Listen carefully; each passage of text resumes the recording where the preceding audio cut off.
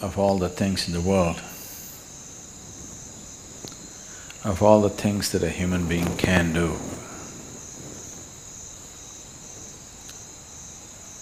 why yoga?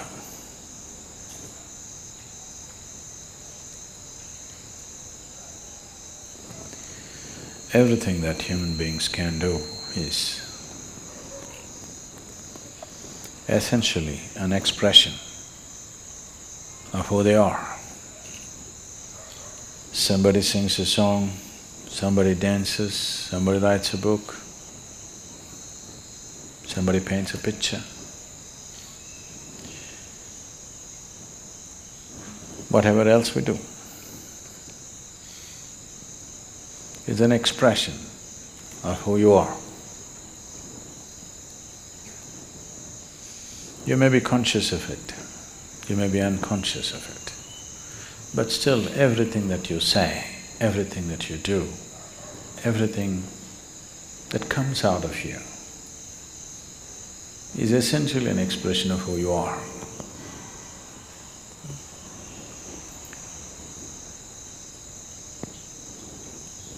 So yoga, in that way, is diametrically opposite to this, because it's not an expression of who you are.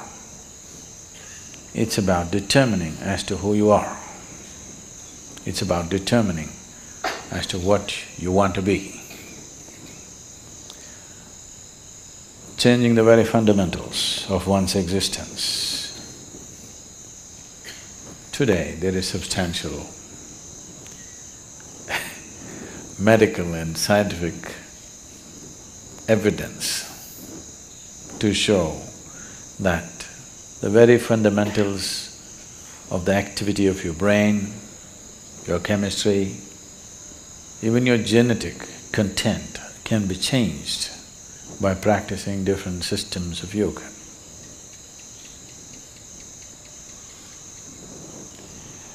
This needed no confirmation because we've always witnessed this. But today there is scientific data to prove this. So this is not an expression of who you are, this is about determining the nature of who you wish to be, changing the fundamental ingredients which has made you who you are.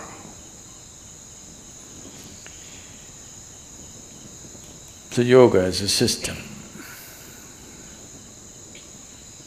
needs much more involvement than any other things that any other forms of things that we do, which are merely an expression of who we are. If you find full expression through any particular activity, it may also leave you somewhat transformed. If you cook with all your heart, some transformation may happen. Yes, taking care of a cow can change your life, you know. If you sing with all your heart, some transformation may happen. If you dance with all your heart, some transformation may happen. But that is only a certain impact that is happening because of absolute involvement in a particular activity. But essentially that activity by nature is an expression of who you are. It is not determining the nature of who you are. So when we transform our activity, not as an expression of who we are, because who wants to find expression like this in the morning? Definitely not, isn't it?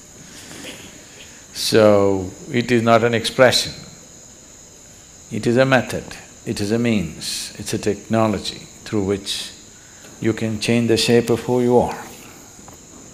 Literally also, otherwise also.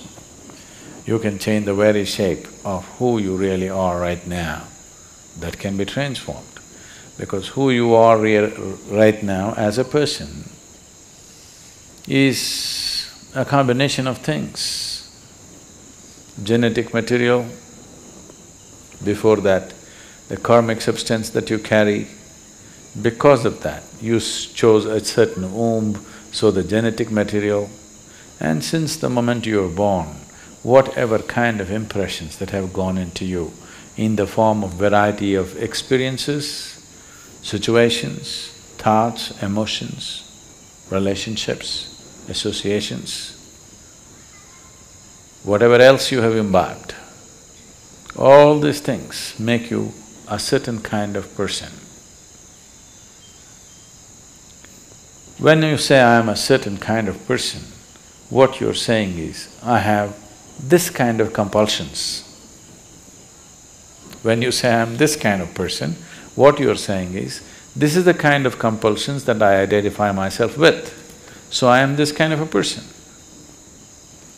People, it's a very Western thing, but it's very much there in India today, because a lot of Indians are far more Western than West.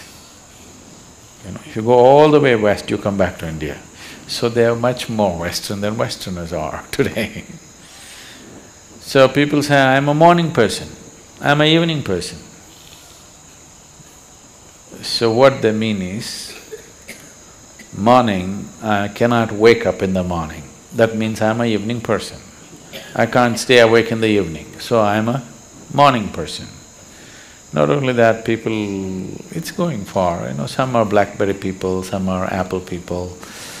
World is getting divided in so many ways.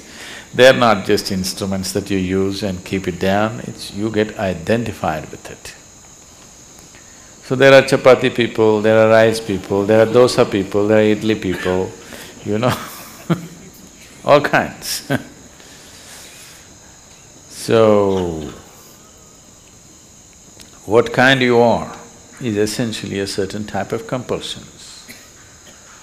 So you set yourself into the process of yoga because you don't want to be this kind or that kind. That you will be the kind that you're required to be in a particular moment. If it's morning, you're a morning person. If it's evening, you're a evening person. If you're not required to be a person, you're not a person. That is, you become flexible. This flexibility, we start working with your body to start with. Afterwards, it should come to every aspect of your life. Your physical structure, your psychological structure, your emotional structure, your karmic structure, everything should become flexible, that it can be whatever it is required to be. It is not stuck being this way or that way. So yoga as a process, yoga as a method, yoga as a technology, yoga as a science is essentially to break the limitations of a certain concretization that happens, which we call as personality. To evolve from being a person to a presence. If you're a person, that means you have made a shell out of yourself. You formed a shell, within that shell only you can operate. If you break this shell, you will no more be a person, but simply a presence. As life is, as God is, just a presence. If it can be encased in a shell, it becomes a person. So yoga means slowly you're working on making the shell thinner and thinner, more and more porous, that one day you can exist without a shell.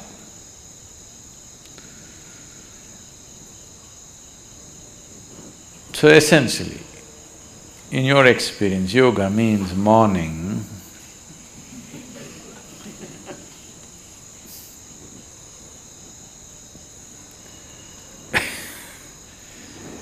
Why the sadhana, the way it is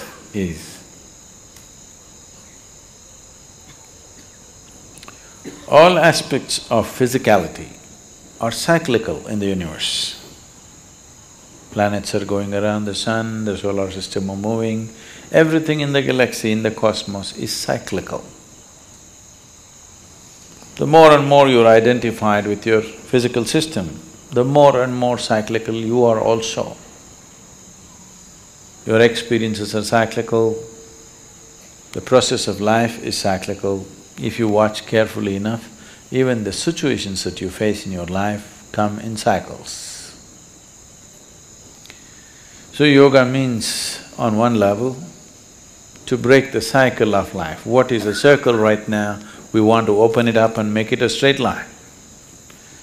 Because if you're going in circles, if I say you're going in circles, what does it mean to you? You're not going anywhere. It just gives you an impression that you're going somewhere, but you're not really going anywhere, you're going through the same thing again and again. So yoga means to open up the circle and stretch it out like a straight line, that if you follow the line, you go somewhere, you're not going round and round. Nature is not going to release you so simply. You have to work at it and work at it and work at it.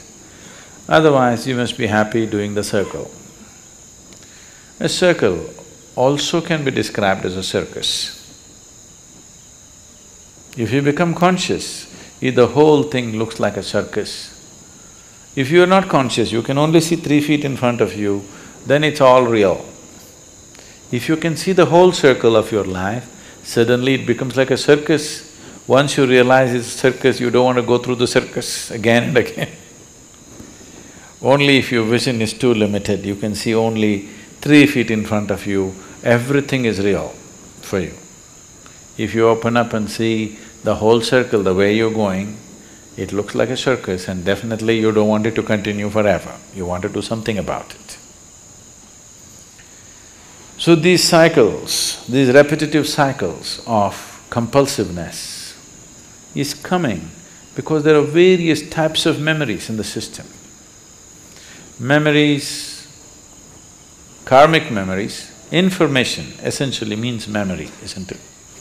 It is the foundations of information that we carry which has constructed this body the way it is.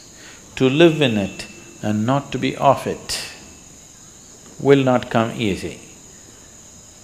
I'm not saying it's difficult, but it needs to be worked at. The sadhana is just about this. However simple the sadhana is, every day if it is worked at, slowly one can see a certain level of freedom happening within you step by step, maybe inch by inch, maybe micromillimeter by micromillimeter, but nobody can say it is not releasing you, it will slowly release you. If you want to go rapidly, a lot more to do. You don't mind going slowly, something to do.